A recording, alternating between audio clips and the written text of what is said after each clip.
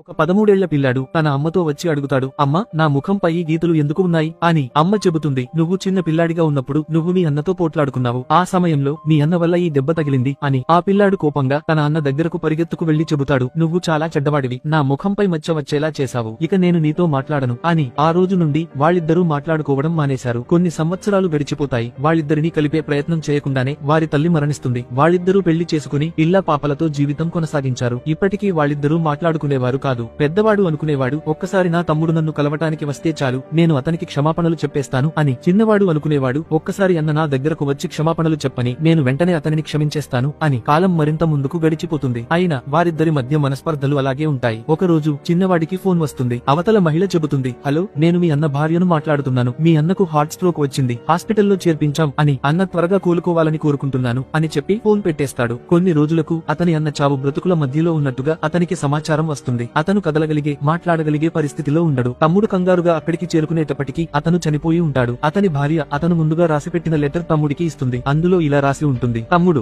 జీవితాంతం నేను ఒక తప్పు చేశాను, నిన్ను క్షమాపణలు చెప్పే ధైర్యం చేయలేకపోయాను, నన్ను క్షమించు. మన విషయంలో జరిగినది మన పిల్లల విషయంలో జరగకూడదని కోరుకుంటున్నాను. మన పిల్లలు కలకాలం సంతోషంగా కలిసుండాలి, ఇదే నా చివరి కోరిక అని. కాబట్టి చిన్న చిన్న మనస్పర్ధల కోసం ఎప్పుడూ బంధాలను కోల్పోవద్దు. క్షమించటానికి గాని, క్షమాపణలు చెప్పటానికి గాని ఎప్పుడూ వెనకాడవద్దు.